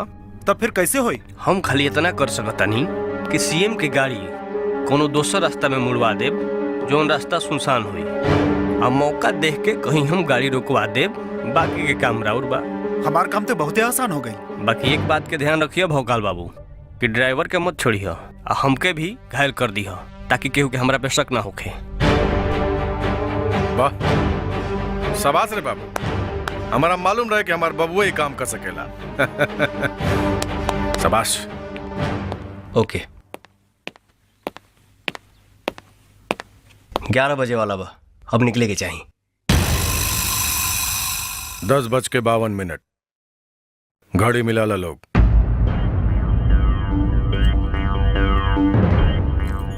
ठीक बा, तो अब निकले लोग, बाकी होशियार रहिए। सुनो भोकाल। हाँ भैया।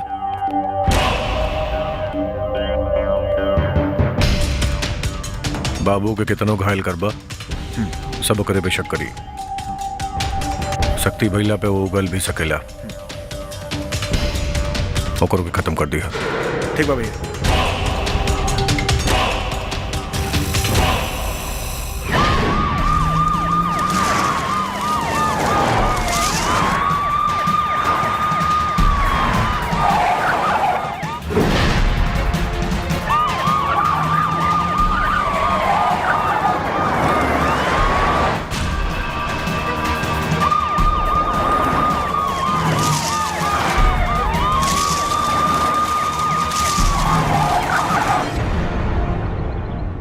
इतना टाइम हो गया, का बात बा?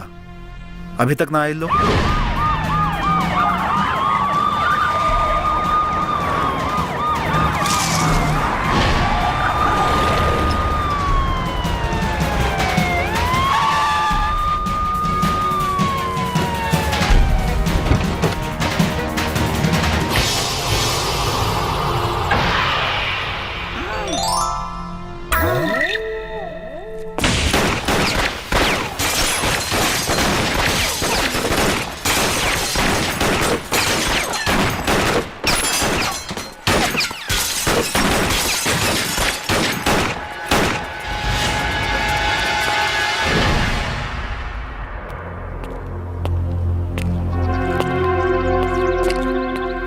एक गोली हाथ में मारो और दोसर गोली तो हर कपार में मराई बाबू।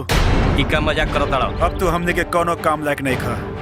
भैया के हुक्म बा कि तोरा के ही गोली मार देहल जाओ।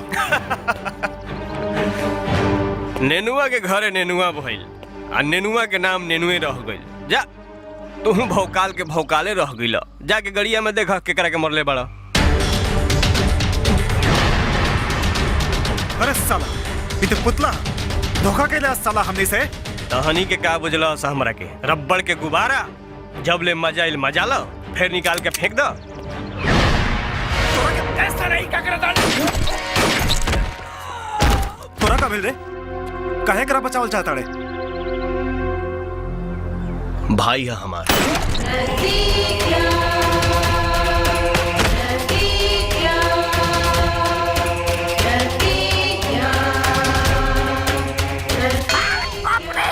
अरेस्ट करो सकरा के। चल। ये ठीक ना कहला तू बाबू। हम हमेशा ठीके करीला। चल। केहू कुछ ना हमार उखाड़ पाई। हमार भाई ये पूरा शहर में आग लगा दिया। आग। तोरा भाई के चिता के आग भी नसीब ना हुई। याद रखिया।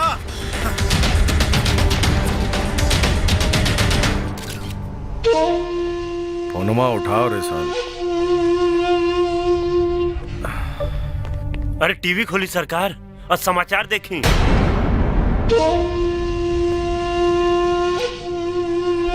आज की सबसे बड़ी खबर, मुख्यमंत्री श्री राजनाथ चौधरी की हत्या के साजिश में बाहुबली मलखान दादा के भाई भोकाल पुलिस की गिरफ्त में आ चुके हैं। इस पूरे मिशन को जिन्होंने अंजाम दिया है वो पुलिस के दो जाबाज सिपाही जिनका नाम है पवन सिंह और सूरज सिंह। सगा भाई निर्देश पर इस पूरे मिशन को अंजाम दिया है। साला श्रीधर के सपोला रे। और इनका बखूबी साथ निभाया है एक आम नागरिक ने। इस बहादुर नौजवान का नाम है कृष्णा यादव। अरे सरकार, ये तो वह नहीं कहा जो मीरा बबनी संग आई रहे। मुख्यमंत्री की हत्या की साजिश में तीनों मंत्री पुलिस की हिरासत में आ चुके हैं। अब तो मुख्यमंत्री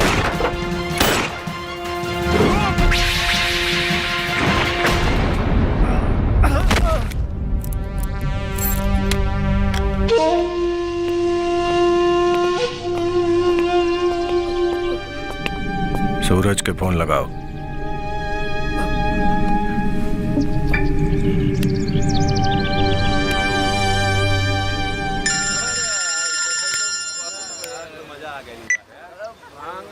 सूरज, मलखान हमरा के घेर ले बस। सूरज, सूरज हमरा के बचाला सूरज। यादव के जान खतरा में बा।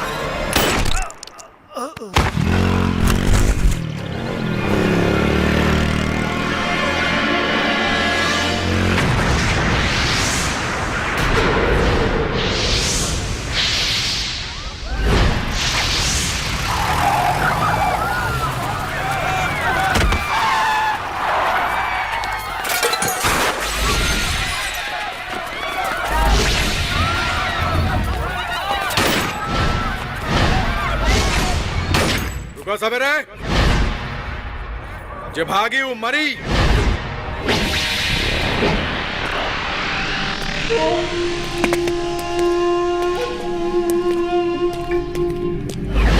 तोहन लोगन से हमार कौनो दुश्मनी नहीं थे। हमार दुश्मनी ओ 3 हरामजादन से हा। इसे ओकर जितना संगी साथी रिश्तेदार बाड़ा जा, सब के सब सामने आ जा। सावित्री भौजी,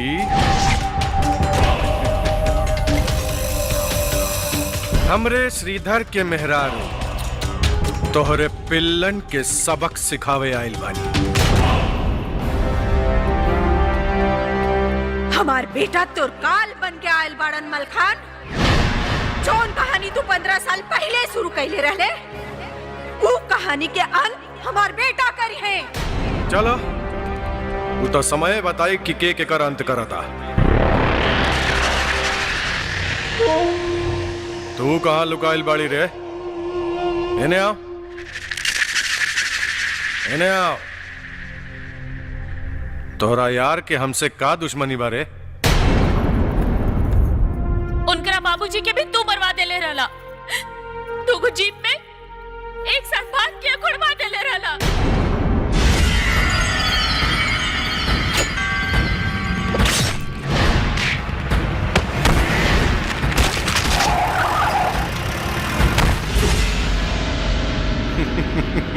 बाप रे बाप, सब दुश्मनन के पिल्ला एजा इकट्ठा हो गइल बड़न सब। चलो ठीक है बा, जौन काम अधूरा रहे वो आज पूरा हो जाई।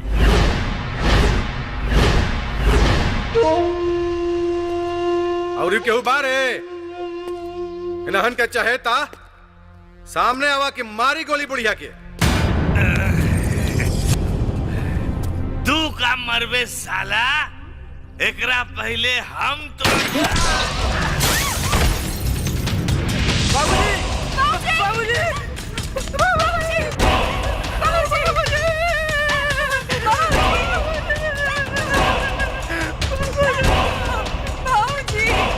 सन और ये लोग सामने आए कि ये लोग के गोली मारी हम। रुक।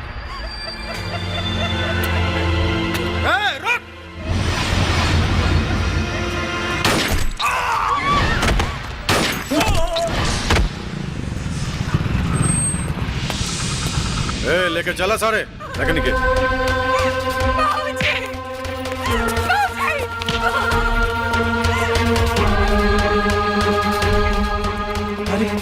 यादव,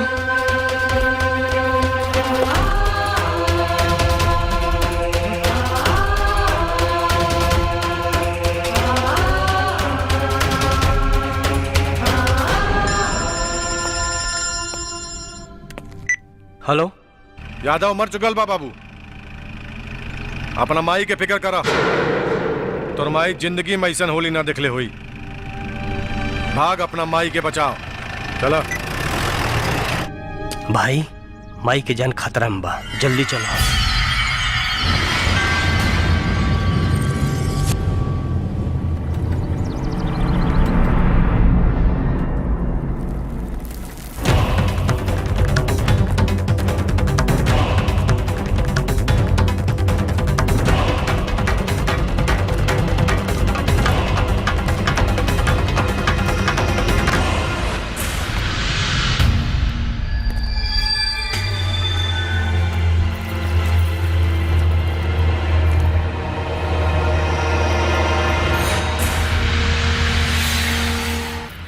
पैदा होखते तोर गला घोट देवे चाहत रहे।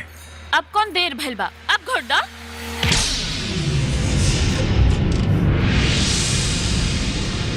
हम ही घोटब रे, अपना यार के ता आ जाए दे।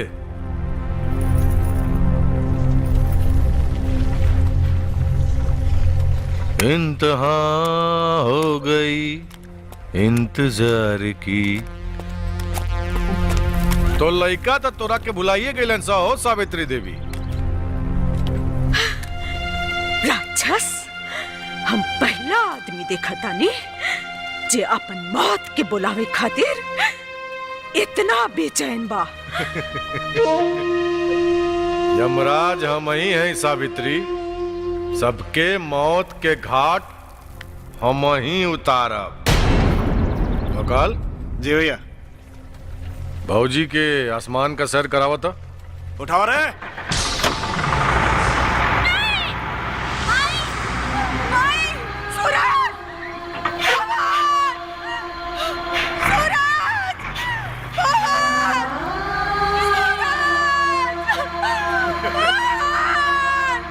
अरे आवा सन रे। सूरज आ बेटा, भाई सूरज आ बेटा,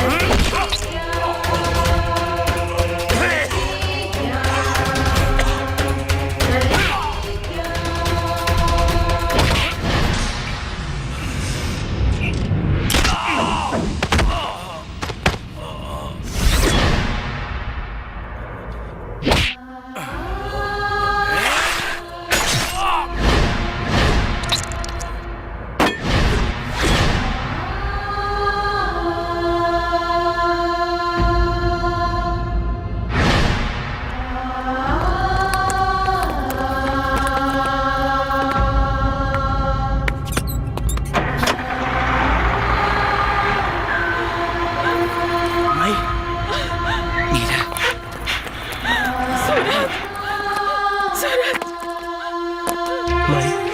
ठीक बाड़ू